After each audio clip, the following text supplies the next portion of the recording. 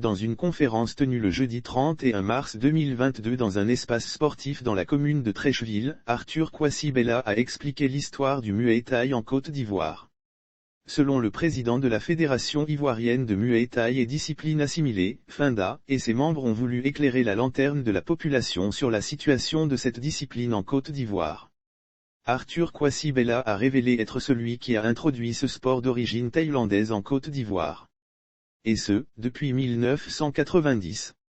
Après 4 ans de formation de jeunes apprenants, il permet à la Côte d'Ivoire d'être présente au premier championnat du monde de boxe thaï en 1994. Le pays est d'ailleurs le seul pays africain à ces Jeux. Pour cette première participation, 2 compétiteurs étaient en lice.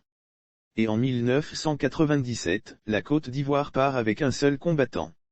Le président de la FINDA déclare ensuite, avec documents à l'appui, que cette fédération est bel et bien reconnue par l'État de Côte d'Ivoire. Selon le journal officiel du 15 avril 2021, la FINDA est légalement constituée conformément à l'article 8 alinéa 3 de la loi numéro 606-315 du 21 septembre 1960 relative aux associations. Partant de là, lui et ses collaborateurs conçoivent mal qu'une autre organisation fasse la promotion du Muay Thai sans tenir compte de la fédération. Pire, se substitue à la fédération pour organiser des compétitions de boxe thaï en Côte d'Ivoire. On ne peut pas être complice de ce qui est faux, martèle Arthur Kwasi Bella qui a ajouté que la raison de cet échange avec la presse était aussi pour dénoncer les fausses pratiques qui ont lieu dans le milieu.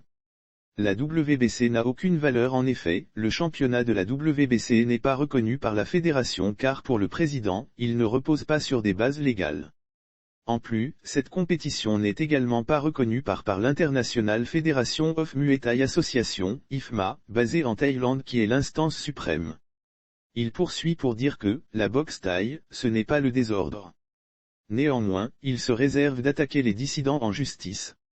Pour lui, ces incompréhensions peuvent se régler en famille. On peut s'asseoir et s'entendre. Ce sont des gens qui viennent de chez nous. C'est la même famille, a-t-il dit.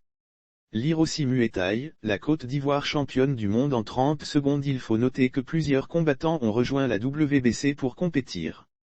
Pour le président de la FINDA, c'est plus l'appât du gain qui les guide que la promotion de culture du Muay Thai. Une valeur qui est enseignée dans cet art martial. Notons que la fédération compte 18 clubs affiliés avec plus de 500 membres en Côte d'Ivoire. La FINDA travaille à l'implantation de la boxe thaï à l'intérieur du pays. Alain Zadi.